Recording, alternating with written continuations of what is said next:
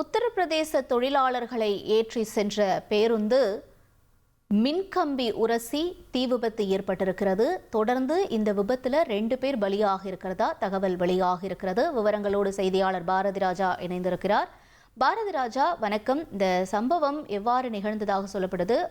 அந்த பேருந்துல மொத்தம் எத்தனை பேர் பயணம் செஞ்சிருந்தாங்க? அவங்களுடைய நிலைமையெல்லாம் என்ன? விவரங்களை பதிவு செய்யுங்க.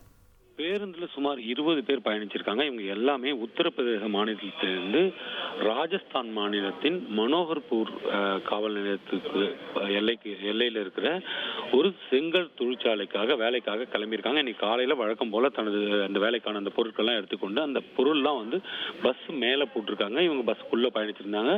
இந்த பஸ் வரும்போது அந்த மனோகர்பூர் காவல் நிலையத்திற்கு அருகில மேலே சென்று கொண்டிருந்த 11,000 வோல்ட் உயர் மின்கம்பியின் மீது உரசி இருக்கு. அப்போது அந்த மின்சாரம் தாக்கி அந்த பேருந்தில் இருந்தவர்கள் பலருக்கு தீக்காயம் ஏற்பட்டிருக்கிறது. பேருந்தும் தீப்பற்றியது. இதுல 2 பேர் சம்பவ இடத்திலேயே உயிரிழந்திருக்காங்க.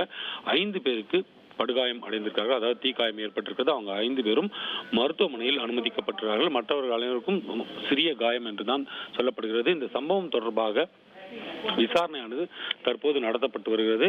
குறிப்பாக அது ஒரு ஸ்லீப்பர் பஸ் அப்படின்னு சொல்றாங்க. அதுல எப்படி இந்த பொருட்களை எல்லாம் மேலே ஏற்றினார்கள், அதற்கு முறையான அனுமதி உள்ளதா, அந்த பேருந்துக்கு அனைத்து ஆவணங்களும் உள்ளதா என்பது குறித்தெல்லாம் விசாரிக்கப்பட்டு வருகிறது.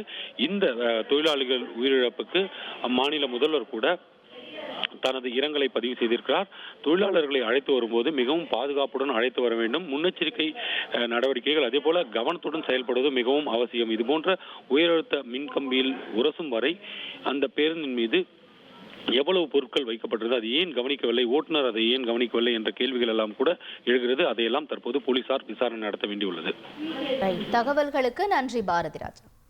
1,23,00,000 மனங்களை வென்ற தந்தி டிவி யூடியூப் சேனல். தவிர்க்க முடியாத தம்ப்நெயில்ஸ், கலக்கலான கான்டென்ட்ஸ். நீங்களும் இந்த குடும்பத்தில் இணைய இப்பவே சப்ஸ்கிரைப் பண்ணுங்க. அசுரபலம் கொண்ட எங்கள் டிஜிட்டல் கரங்களில் உங்கள் விளம்பரங்களை சேர்க்க வாட்ஸ்அப் பண்ணுங்க. 8939888378. Email advtthanditv@dttv.in.